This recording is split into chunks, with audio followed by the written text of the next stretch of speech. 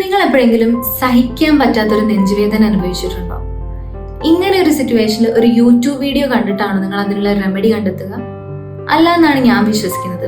പകരം ഒരു ഹോസ്പിറ്റലിൽ പോയി ആ ഏരിയയിൽ സ്പെഷ്യലൈസ്ഡ് ആയിട്ടുള്ള ഒരു ഡോക്ടറിനെ കൺസൾട്ട് ചെയ്യും. കാരണം നിങ്ങൾക്കറിയാം, ഇത് പ്രോപ്പറായിട്ട് ട്രീറ്റ് ചെയ്തിട്ടില്ല എങ്കിൽ അത് ഡെത്തിലേക്ക് വരെ ലീഡ് ചെയ്യാനുള്ള ചാൻസസ് ഹൈ ആണ്.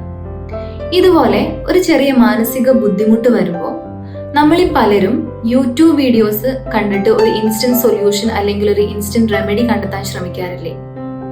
ഇത്തരത്തിലുള്ള സൈക്കോളജിക്കൽ ഇഷ്യൂസ് പ്രോപ്പറായിട്ട് അഡ്രസ്സ് ചെയ്തിട്ടില്ല എങ്കിൽ അത് ആൻസൈറ്റി, സിവിയർ അല്ലെങ്കിൽ മേജർ ഡിപ്രഷൻ പോലെയുള്ള കണ്ടീഷൻസിലേക്ക് നമ്മളെ എത്തിക്കാനും ഹൈ സൂയിസൈഡൽ ഐഡിയേഷൻസ് വരാനും പിന്നീട് അത് ഡെത്തിലേക്ക് വരെ ലീഡ് ചെയ്യാനുള്ള ചാൻസസും ഹൈ ആണ്. ഇന്ന് സോഷ്യൽ മീഡിയയിൽ എല്ലായിടത്തും മെന്റൽ ഹെൽത്തിനെ കുറിച്ച് സംസാരിക്കുന്നുണ്ട്. ADHD, narcissistic abuse, trauma, anxiety, ഇങ്ങനെ പലതും. അവയർനെസ് കൂടുന്നത് നല്ലതാണ്. But we really need to know who we are listening to. ഒരു സൈക്കോളജിസ്റ്റും ഇൻഫ്ലുവൻസറും തമ്മിൽ ഒരുപാട് ഡിഫറൻസസ് ഉണ്ട്. ഒരു സൈക്കോളജിസ്റ്റ് സയന്റിഫിക്കലി ഹ്യൂമൻ ബിഹേവിയർ പഠിച്ചവരാണ്. ഇൻഫ്ലുവൻസേഴ്സ് എൻഗേജ്മെന്റിന് വേണ്ടി കണ്ടന്റ് ഷെയർ ചെയ്യുന്നവരാണ്. അവർക്ക് മെന്റൽ ഹെൽത്തിനെ കുറിച്ച് അവരുടെ പേഴ്സണൽ എക്സ്പീരിയൻസസ് ഷെയർ ചെയ്യാം, അവയർനെസ് സ്പ്രെഡ് ചെയ്യാം, അതും അല്ലെങ്കിൽ മെന്റൽ ഹെൽത്തിന്റെ ഇമ്പോർട്ടൻസിനെ കുറിച്ച് സംസാരിക്കാം. അതല്ലാതെ ഒരു ഡയഗ്നോസിസ് ചെയ്യാനോ അല്ലെങ്കിൽ ഒരു മെന്റൽ ഹെൽത്ത് ഡിസോർഡർ എക്സ്പ്ലെയിൻ ചെയ്യാനോ അവർക്ക് പാടില്ല. അത് അവരുടെ ഏരിയ അല്ല. ചില സോകോൾഡ് ഇൻഫ്ലുവൻസേഴ്സ് അറ്റൻഷൻ സീക്കിങ്ങിന് വേണ്ടിയിട്ട് ഇത്തരത്തിലുള്ള സൈക്കോളജിക്കൽ ടേംസ് യൂസ് ചെയ്യുമ്പോൾ അത് ആളുകളെ ഒരുപാട് മിസ്ലീഡ് ചെയ്യാനുള്ള സാധ്യതകളുണ്ട്. മേ ബി പാത്തോളജിക്കൽ നാർസിസം അല്ലെങ്കിൽ ഹിസ്ട്രിയോണിക് ബിഹേവിയർ പോലെയുള്ള ട്രേറ്റ്സ് ഉള്ളത് കൊണ്ടായിരിക്കാം ഇവരിങ്ങനെ ചെയ്യുന്നത്.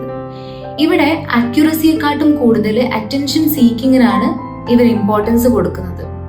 അതുകൊണ്ട് തന്നെ സൈക്കോളജിക്കലി റെലവെന്റ് ആയിട്ടുള്ള ഒരു ഇൻഫർമേഷന് വേണ്ടിയിട്ട് ഇത്തരത്തിലുള്ള ആളുകളെ നമ്മൾ ഡിപ്പെൻഡ് ചെയ്യുമ്പം അത് നിങ്ങൾക്ക് നിങ്ങളുടെ തന്നെ ഇമോഷൻസിനെ മിസ്അണ്ടർസ്റ്റാൻഡ് ചെയ്യാനും നിങ്ങളെ തന്നെ ഇൻകറക്റ്റ് ആയിട്ട് ലേബൽ ചെയ്യാനും അതുവഴി ഒരു പ്രോപ്പർ ഹെൽപ്പ് സീക്ക് ചെയ്യാൻ നിങ്ങൾക്ക് പറ്റിയെന്ന് വരില്ല.